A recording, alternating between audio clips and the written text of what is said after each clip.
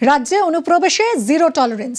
মুর্শিদাবাদের লালগোলার পীরতলা থেকে 2 বাংলাদেশি নাগরিক গ্রেফতার হয়েছে।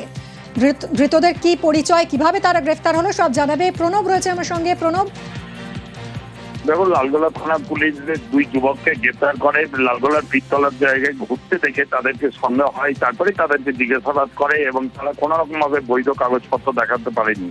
তারপরে তাদেরকে তুলে নিয়ে আসা হয়, দিয়ে তাদেরকে জিজ্ঞাসাবাদ করা হয় এবং স্বীকার করে যে তারা ভিন রাজ্যে চেন্নাই গিয়েছিল রাজমিস্ত্রির কাজে। তারপরে কিন্তু এই বাংলাদেশ সীমান্ত দিয়ে তাদের চলে যাওয়ার কথা, সেই কারণে কিন্তু তারা এসেছিল এবং তারা কয়েক মাস আগেই কিন্তু সীমান্ত পেরিয়ে এসেছিল এবং তাদের বাড়ি হচ্ছে চাপাই নবাবগঞ্জ এলাকাতে।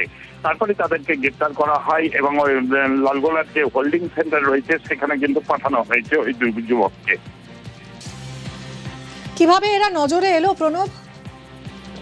2 যুবককে ঘুরতে দেখেই পুলিশের যখন তহলদারি দিচ্ছিল তখনই সন্দেহ হয় যে এই 2 যুবক কি করছে। তারপরে তাদেরকে জিজ্ঞাসাবাদ করে এবং তাদের কোন রকম ভাবে বৈধ কাগজপত্র হয় না এবং পুলিশের জেরাতে, লালগোলা থানা পুলিশের জেরাতেই তারা স্বীকার করে কয়েক মাস আগেই সীমান্ত পেরিয়ে এসেছিল, তারপরে ভিন রাজ্যে চেন্নাই রাজমিস্ত্রির কাজে গিয়েছিল এবং তারপরে তারা ফেরার জন্য কিন্তু এই সীমান্ত এলাকাতেই চলে যাওয়ার জন্য কিন্তু তারা এসেছিল এবং সেখান থেকে যাওয়ার আগের মুহূর্তেই তাদেরকে যখন পুলিশের জেরা করে এবং তারপর স্বীকার করেছে যে তারা সীমান্ত পেরিয়ে যাওয়ার জন্য তারা এখানে এসেছে এবং তারপরেই তাদেরকে গ্রেপ্তার করা হয় এবং হোল্ডিং সেন্টারে তাদেরকে রাখা হয়েছে।